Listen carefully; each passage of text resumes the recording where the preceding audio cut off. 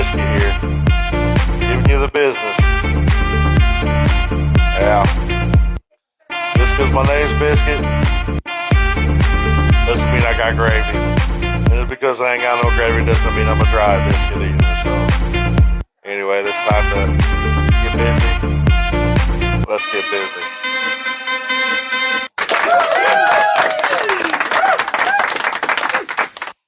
Good evening. I hope everybody's staying warm out there, especially on the eastern side of the country. It's cold out there. We got a lot of snow. It freaking sucks. I mean, all day long I've been out there in that stuff, wading through ice and snow, and freezing to death. Life of me, right?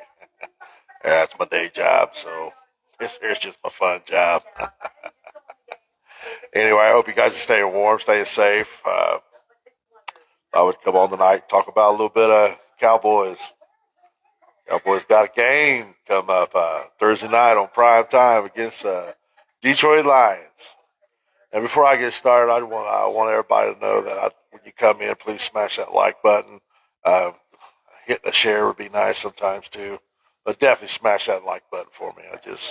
So I can get somebody looking at me. Maybe I get to talk to some of the big boys some of these days. Who knows? Anyway, Cowboys got a game Thursday night on prime time. And I've been on X and out on TikTok and all the haters coming after me. Oh, why is Cowboys always on prime time? It's because we got it like that. That's why. Trust me. Us who work our full-time job when Cowboys are on prime time, and then we're up late watching them play, and then got to get up at 4:30 in the morning, go to work. It ain't fun. If I had it my way, I'd stay on Sundays. I mean, prime time is nice. Everybody needs to watch the Cowboys worldwide, but shit. I like to sleep. 4:30 in the morning comes early. Anyway, and I just want everybody to know I do not dislike the Lions. I don't dislike them. Their coach may be a little bit different, but I don't dislike the Lions at all. I've been hoping they would be. I'm just glad they're good now because for so long they were so bad. I mean, when you talk about the Lions, you have to put them in the same class as the Cleveland Browns. They just wasn't very good. So them being kind of decent right now is kind of cool. Dan Campbell. He still got a bad taste in his mouth according to him for what happened back in 2023. That had nothing to do with them Cowboys. That was Dan Campbell being Dan Campbell. And this is all I got to say about it. Dan Campbell, in case everybody's not familiar, 2 years ago, the Lions came to Dallas, and it was a hell of a game. But what people really don't realize is that CeeDee Lamb did catch what would have been a touchdown, but he fumbled the ball out of the back of the end zone, and that's an automatic touchback. So everybody forgets that part. But later on in the game, Goff throws a touchdown, and they have a chance to tie the game up with an extra point. But Dan Campbell decided he was going to go for two, and he was going to run a trick play. All right, he's going to send. But, he tried to confuse the Cowboys. Instead, he ended up confusing the damn referee. He sent two players out towards the referee to check in, and this person's going to be eligible to be received. And that receiver was supposed to be number 68. And instead, he had to send two guys out, number 68 and number 70. Well, the referee sees number 70 first. He's the first one up to him, so the referee calls on the loudspeaker. Number 70 is eligible. So they throw the ball to 68. Nullified the 2-point conversion. All right, Dan Campbell was going for the victory. There's 23 seconds left in the game. He was going to go for the win. All right. Got nullified, 5-yard penalty, and he's on the damn sideline kicking and screaming, just throwing a fit because he feels like he just got robbed. So what's he do? He lines right back up for it. He's going to go for that two again. This time, Goff throws an interception, but Michael Parsons was caught offside. So he gets his 5 yards back. Okay, he's 0 for 2 at this point. What does Dan Campbell do? Well, a normal coach would say, okay, we're the football guy that said I can't have this 2-point conversion, so we're gonna kick this extra point. Not Dan Campbell. I'm going for this too. I'm going for the damn win because that's just who he is. It's one thing I can always say. Dan Campbell's going to do Dan Campbell shit, and it's funny. But anyway, he lines back up, go for that 2. At this point, Dan Quinn had enough. He sent an all-out blitz on Goff. Goff throws the ball way before he was ready to throw it, and game over. You lose. But that's Dan Campbell. He just pulled that crap a few weeks ago, too, and he was playing against Philadelphia Eagles. And quite frankly, he had a chance to win. He kept going for these 4th and 5s around the 50-yard line. Or what really got me is the 2 the 3 that he was inside inside his field goal kicker's range, and he goes for those 4th downs. Missed every one of them. If you go for 1 or 2 and they don't let you have them, you're not getting them. Kick the damn field goal. If you'd kicked those 3 field goals, you probably would have beat Philadelphia. And, with Philadelphia playing as bad as they are, and the fact that they can't even score, play the field position. But Dan Campbell, he is who he is. So that's one thing I always look forward to when we're playing against him is that he will do Dan Campbell shit. Now, he did some Dan Campbell shit last year because he caught the Cowboys with, all their players were hurt. He brings his team to Dallas, and he flat runs the scoreboard up. And I'm talking late in the game. He's running trick plays to run the scoreboard up against a Cooper Rush-led team. Got news for you, Dan Campbell. We're bringing the rain this year. We're bringing the rain. The name Dakota Rain Prescott. We're bringing the rain. Get ready. So I really hoping the Cowboys can get to the playoffs. I know it's still far-fetched, but winning this game is a big step. Going to Detroit, I'm not worried about the Cowboys going to their home field because it's inside a dome. It's going to be nice and warm inside there, We're going to get to let CeeDee Lamb and George Pickens run wild. Not to mention our run game and our offensive line. Our offense, it's fantastic. And now our defense is playing some decent football. I'm looking forward to the game Thursday night. I really think Cowboys can have a chance at winning this game.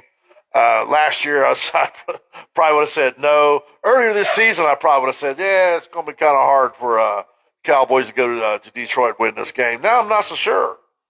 From what I've seen these last 3 games with the new defense we've got, the addition of Quinnen Williams and Logan Wilson and Overshown coming back, and now we're seeing the rise of Siobhan Revel. Not to mention this week we finally get Diggs back, and I'm ecstatic about that because Deron Bland seems to play a lot better when Trayvon Diggs is on the field.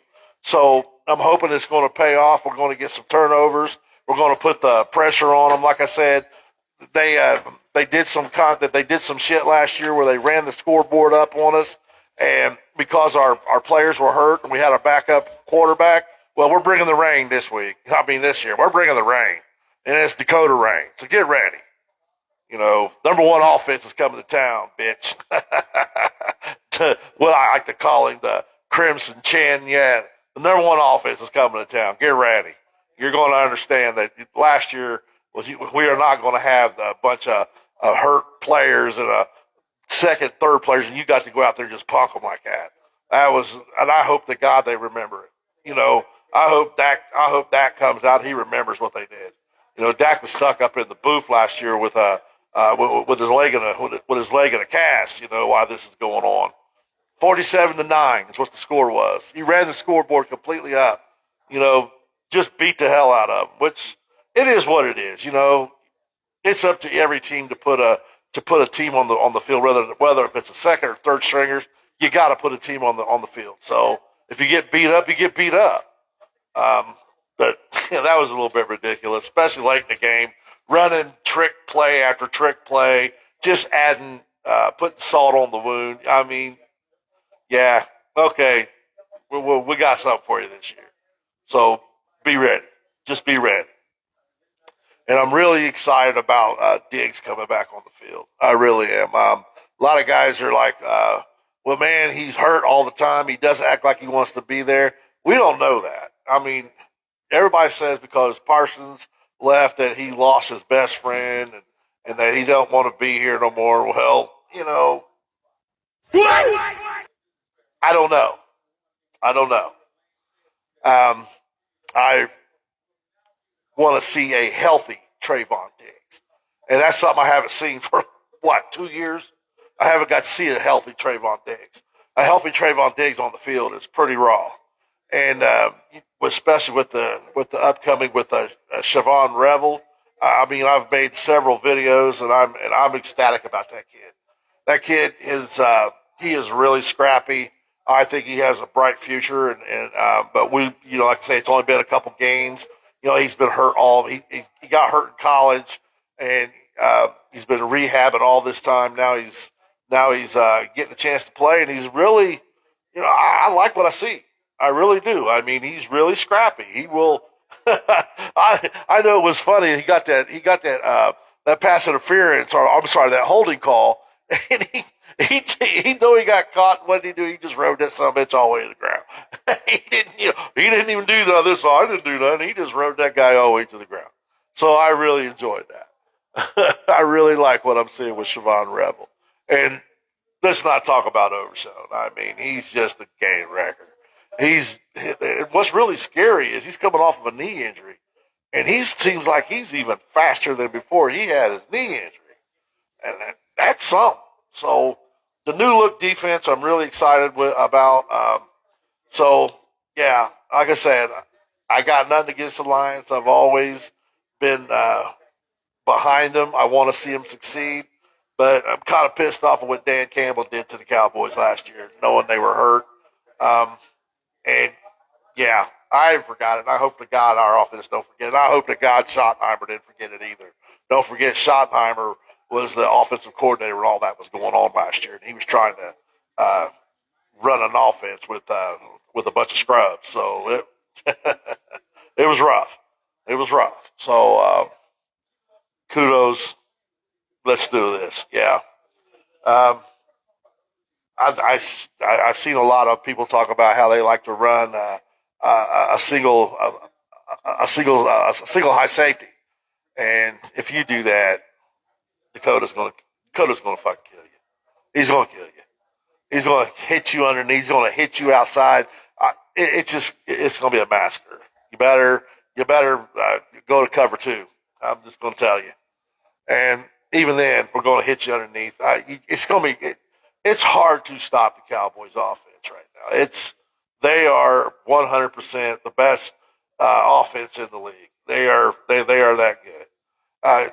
Sorry about my voice tonight, folks. I'm kind of feeling kind of under the weather. Like I said, I was out in the cold all day, so I probably ain't going to do this very long today. Just wanted to come on and talk a little bit of Cowboys. That's what I do, and I'm really looking forward to Thursday night. I really am. Go Cowboys. Let's do this.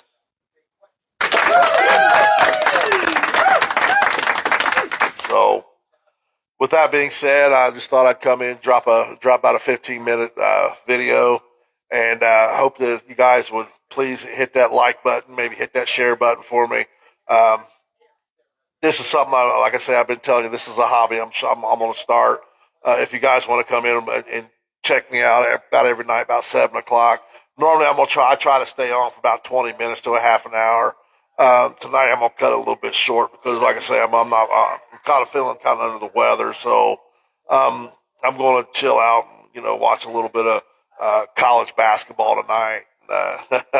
And maybe we could do some content on it. But For right now, I'm going to say we them boys, and thanks for tuning in.